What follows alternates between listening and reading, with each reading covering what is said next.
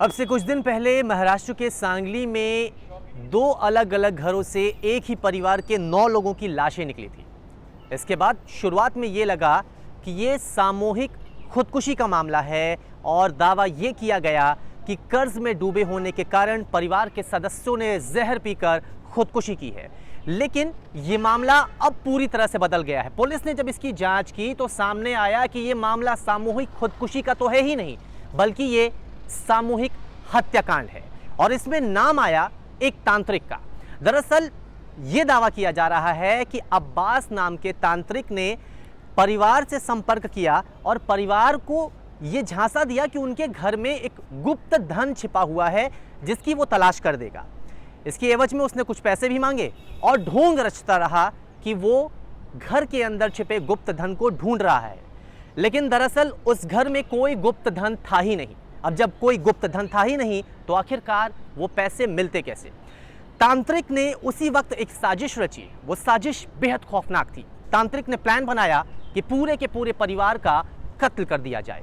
इसी साजिश के तहत वो तांत्रिक उस परिवार के घर में पहुंचा और वहां पर उसने सभी को पूजा पाठ के नाम पर छत पर भेज दिया और खुद वो घर के भीतर रहा। घर के भीतर उसने चाय बनाई और चाय में मिला दिया जहर।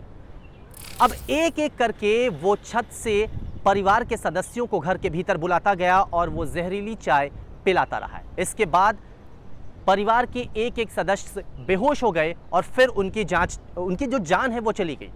ये मामला दरअसल ऐसे खुलता भी नहीं।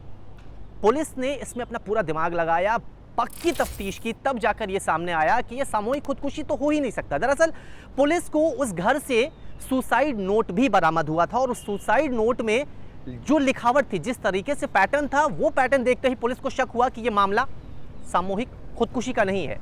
पुलिस के अनुसार अमूमन अगर कोई सुसाइड करता है और सुसाइड लेटर लिखता है तो पहले सुसाइड करने की वजह मेंशन होती है, उसके बाद सुसाइड के लिए कौन जिम्मेदार है वो मेंशन किया जाता है। लेकिन इस लेटर में सुसाइड करने के लिए किसने उकसाया है वो तो मेंशन था, लेकिन सुसाइड करने की वजह मेंशन नहीं थी। पुलिस को यहीं पर शक हुआ और साथ ही साथ एक क्लू और वहां पर मिला। दरअसल 9 में से एक लाश के पास एक शीशी मिली थी जो खाली थी। पुलिस का दिमाग वहीं पर घूमा कि यहाँ पर कुछ मामला गड़बड़ है और पुलिस ने तफ्तीश की। आसपास के लोगों से पूछताछ की गई तो सामने आया अब्बास नाम के तांत्रिक का नाम। इसके बाद पुलिस ने सीसीटीवी फुटेज की जांच की तो भी अब्बास का कनेक्शन वहां आया, क्योंकि अब्बास की गाड़ी वहां पर घूमती हुई जा रही थी और पुलिस ने जब पता किया तो पता चला कि वो गाड़ी तो अब्बास की है। फिर मृतकों की जो कॉल डिटेल थी उसकी तलाश की गई, उसको जांचा गया, उसे अच्छे से देखा गया, उसे परखा गया तो सामने आया कि अब्बास और अब्बास के ड्राइवर से मृतक परिवार के सदस्यों की फ़ोन पर बातचीत हो रही थी। पुलिस ने फौरन इसमें कार्रवाई की और तांत्रिक अब्बास और उसके ड्राइवर की गिरफ्तारी कर ली।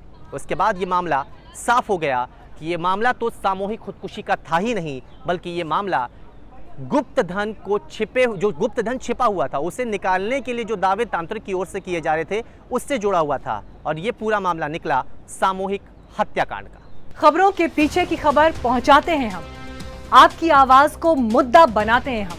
टाइम्स नाउ नवभारत को यूट्यूब पर लाइव देखिए, सब्सक्राइब करिए और बेल आइकन जरूर दबाइए।